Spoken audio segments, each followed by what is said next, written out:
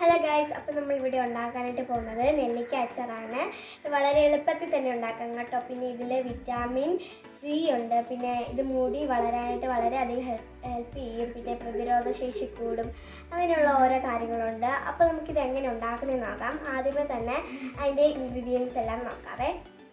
അപ്പോൾ ആദ്യമേ തന്നെ അപ്പച്ചെമ്പിൽ ചൂട് കയറ്റി നെല്ലിക്ക അതിൻ്റെ കുരുവെല്ലാം കളഞ്ഞ് ഇവിടെ നല്ല റെഡിയാക്കി വെച്ചിട്ടുണ്ട്. പിന്നെ ഇതിൽ നമ്മൾ വെളിച്ചെണ്ണ ഉപയോഗിക്കത്തില്ല കേട്ടോ. നമ്മളിതിൽ നല്ലെണ്ണ മാത്രമാണ് ഉപയോഗിക്കാറ്. കാരണം അത് വെളിച്ചെണ്ണ ഉപയോഗിച്ചാൽ അതെല്ലാം ചീത്തയായി പോകും. അപ്പോൾ അതുകൊണ്ട് നമ്മൾ നല്ലെണ്ണയാണ് യൂസ് ചെയ്യുന്നത്.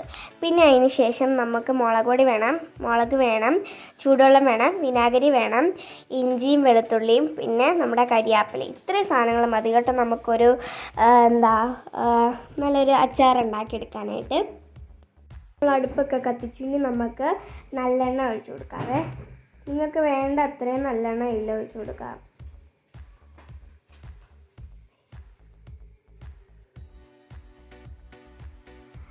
അപ്പം ഞാൻ നല്ലെണ്ണ ഒഴിച്ചു കൊടുത്തു. ഇനി നമുക്ക് അതൊന്ന് ചൂടായി വരണം കേട്ടോ. അപ്പം നമ്മൾ അതൊന്ന് ചൂടായിട്ട് വന്നിട്ടുണ്ടെങ്കിൽ നമുക്ക് അതിലോട്ട് കടുക് ചേർത്ത് കൊടുക്കാം. ഇനി കടുകൊന്ന് പൊട്ടി വരണം.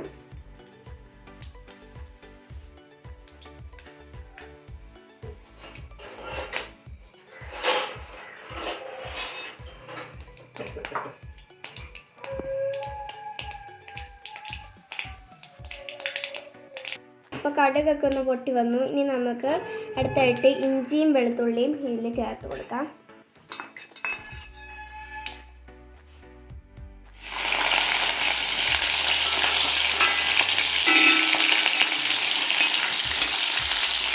പിന്നെ ഇറക്കി കൊടുക്കാം.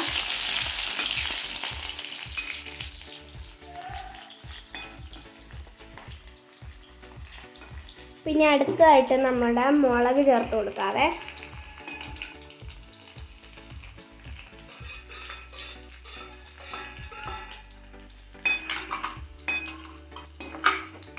അപ്പോൾ നമ്മൾ നല്ലതായിട്ട് ഇളക്കണം. അതിനുശേഷം നമ്മുടെ കരിയാപ്പില എടുക്കാം, അതിട്ട് കൊടുക്കാം.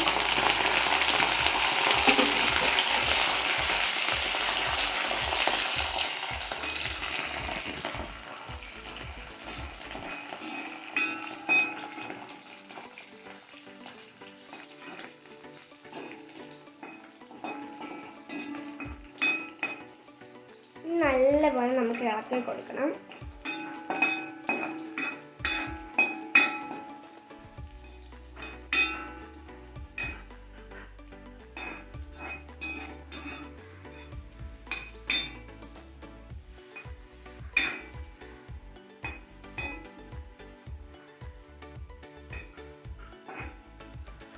അടുത്തതായിട്ട് നമ്മൾ തീ ഓഫ് ചെയ്യണം കേട്ടോ. കാരണം നമ്മൾ മുളക് പൊടി ഇടുമ്പോഴത്തേക്കിനും അത് കരിഞ്ഞു പോകാനായിട്ട് ചാൻസ് ഉണ്ട്.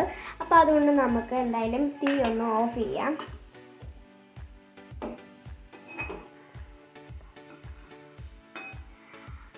ഓക്കെ, അപ്പം ഞാൻ ഇതിലെടുത്തിട്ടുള്ളത് 4 സ്പൂണോളം കാശ്മീരി മുളക് പൊടിയാണ്.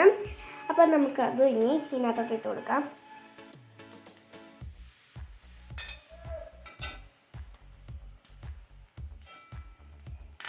ഇനി ഇളക്കാം.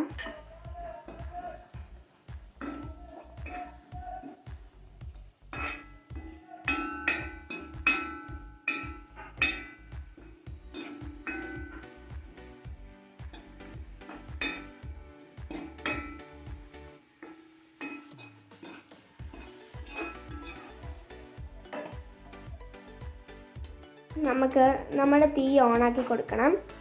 അത് കഴിഞ്ഞിട്ട് 1 കപ്പ് തിളപ്പിച്ച വെള്ളം കൂടി ഇതിൽ ചേർത്ത് കൊടുക്കാം.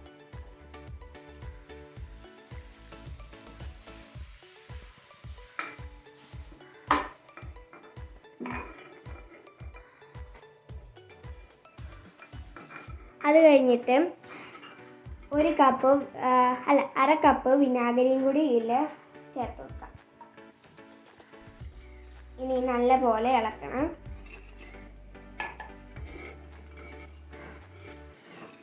അത് കഴിഞ്ഞിട്ട് നമ്മുടെ ഉപ്പ് നമുക്ക് വേണ്ട അത്രയും ചേർത്ത് കൊടുക്കാം.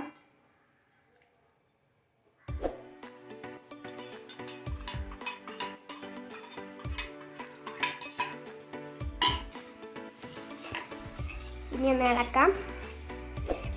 അതിന് നമ്മൾ തീ കൂട്ടി വെക്കാം.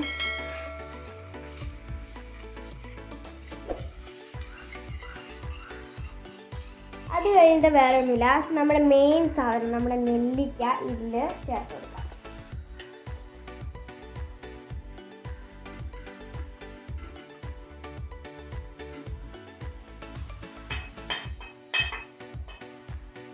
എന്നിട്ട് നല്ല പോലെ ഇളക്കാം.